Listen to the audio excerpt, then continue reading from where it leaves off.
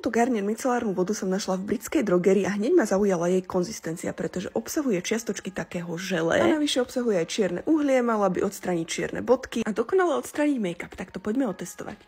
Má taký dosť silný odor, normálne sa bojím si to dať na oči. Takže ako môžete vidieť, ono to je skôr taký gel, nie voda. Na tamponiku stále vidno tie bublinky, čo je dosť sila. Studené. Ok, uvidíme, čo to spraví s make-upom.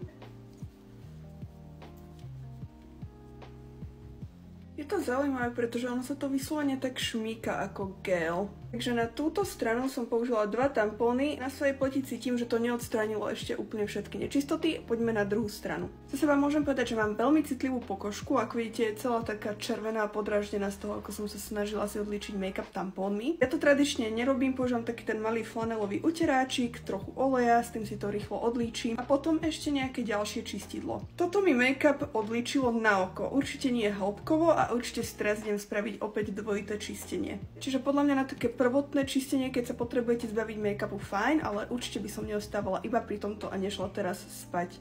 A aký je váš názor na Garnier micelárne vody alebo micelárne vody všeobecne? Vyskúšali by ste ju?